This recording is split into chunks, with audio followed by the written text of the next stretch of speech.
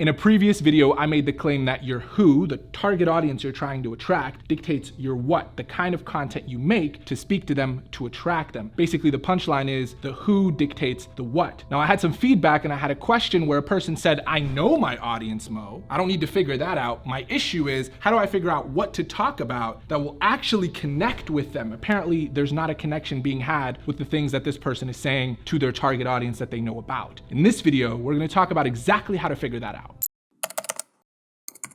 So we're discussing what to talk about to connect with the people you want to connect with. Now, the person who sprung this question already knows who they're talking about. The issue they're having is that the things that they are talking about aren't connecting. Now, to really know your audience, we need to get in their head and we need to understand the kind of people that they are. Things that we need to look for without getting too deep are things like their demographics, and that could be their age, sex, marital status, where they live, and then their psychographics, how they think, what their values are, what are their morals, what are the things that they consume. And then we build this body of work that we call a persona. And from that persona, we then start thinking about what are the messages that we want to communicate to that persona that will resonate with them and put us on their radar. Now, let's say that you have all that figured out, but the stuff you're creating is still not resonating. I'm going to show you this framework that I learned from my business coach, Chris Doe, that when we use it, we can actually pinpoint the kind of content that we need to make. For me and my company, Mox, when we help thought leaders create video, we do this framework to identify what the hell they need to be speaking on to attract the people that they want. It's a very simple framework. It's known as the problem,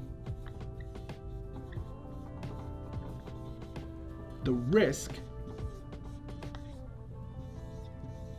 and the solution.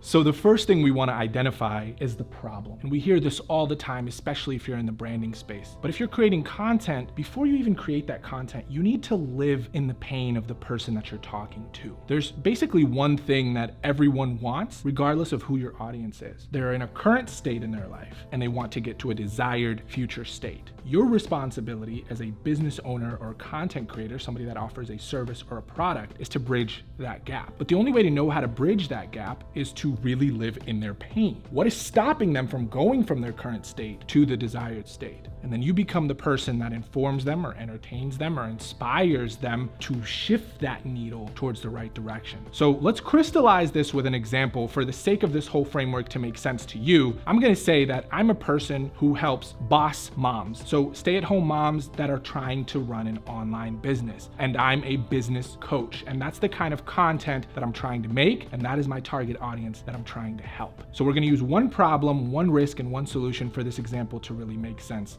And I hope it does for you. So the main problem for them, the biggest one, is juggling child and biz.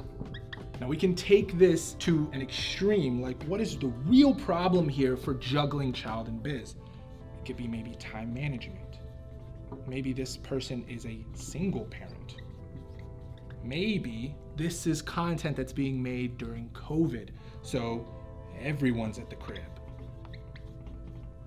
Live in that pain. What is this mom going through? The aspirations of becoming a business owner, running an online business, and the responsibility of caring for her children and how to juggle that, and that's a big problem for her. Now let's transition from the problem to the risk. The risk is basically, if the problem isn't solved, what could happen? What's the risk of not solving this problem? And we want to take this to the extreme. So we want to live in that pain and then think about, man, if this person doesn't solve this problem, what's going to happen to their life, right? So let's just say the issue is time management. Let's just say that's the main issue, correct? The risk is the biz never gets off the ground. Maybe another risk is emotionally. So the first one is more of a physical risk, like something actually doesn't happen, doesn't crystallize and tangibilize. I don't think that's a word, but we're gonna roll with it. And then there's emotional risk, like she feels sad and claims that she's a failure. So her mindset is in the gutter. She feels that she is not a super mom or that she's not an idol to her kids for not being able to do both momming and businessing, okay? So we've lived in the pain. We understand what's the risk of not solving that problem, the continued pain, and we're taking it to the extreme. Now, here's where your role comes in as somebody that's creating content on behalf of this particular person. And that is the solution. The solution is where you're coming up with ideas that mitigate the problem, avoid the risk, and gives them access to something that takes them from their current state to their desired future state. So let's stay with the example of time management. What are some types of content that you can make as a business coach for stay-at-home moms trying to run an online business? Well, we're gonna go 3 apps to automate your biz. Podcasts for boss moms. How to be a super mom and boss lady. My struggle as a parent and entrepreneur. And you're just gonna go down the list of solutions in connection to the risk and the problem. And that's how to figure out the kind of content that you can make for the target audience that you wanna talk to connect with them. We wanna identify the problem that they're having. We wanna identify what's the risk of not solving that problem.